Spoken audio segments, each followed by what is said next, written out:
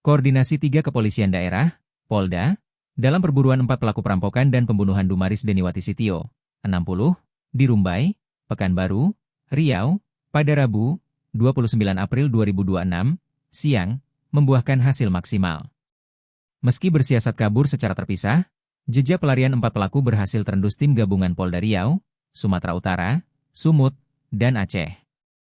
Para pelaku itu akhirnya ditangkap pada Sabtu, 2 Mei 2026. 2 orang ditangkap di Aceh Tengah, sedangkan 2 lainnya diringkus di kota Binjai, Sumatera Utara, Sumut. Setelah ditangkap, foto para pelaku beredar cepat di media sosial, medsos. Berdasarkan foto yang beredar pada Minggu, 3 Mei 2026, dini hari, 2 pelaku pria terlihat tak berdaya duduk di bagasi mobil dengan kondisi kedua kaki dibalut perban. Sedangkan 2 pelaku perempuan tampak tertunduk lesu duduk berdampingan di ruangan kantor polisi. Sejauh ini identitas pelaku yang mencuat di publik adalah Anissa Florencia Boru Tumanggor.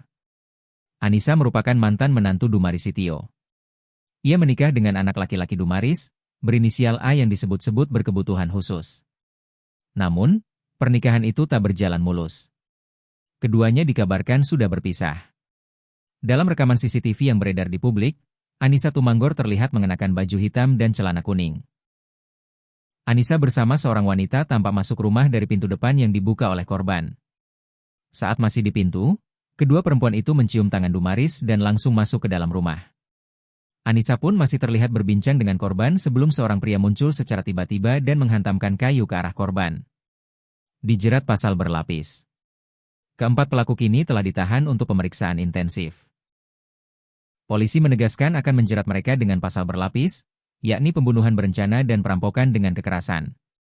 Kapolresta Pekanbaru Kombes Muharman Arta membenarkan soal penangkapan para pelaku. Alhamdulillah, tim gabungan Resmob, Jatanras Polda Riau dan Satreskrim Polresta Pekanbaru berhasil menangkap 4 pelaku kasus curas, pencurian dengan kekerasan, yang menyebabkan seorang perempuan meninggal dunia di Rumbai, Pekanbaru, ujar Kombes Muharman Arta dalam keterangannya kepada wartawan, Sabtu, 2 Mei 2026, malam. Kombes Muharman mengatakan, 4 pelaku ditangkap di 2 lokasi berbeda. Mereka ditangkap di tempat persembunyiannya masing-masing. 2 pelaku ditangkap di Aceh Tengah dan 2 lainnya diamankan di kota Binjai, Sumatera Utara, imbuhnya. Muharman mengatakan informasi selengkapnya akan disampaikan pada konferensi pers besok. Besok siang akan ada jumpa pers terkait detail pengungkapan kasusnya, ujarnya.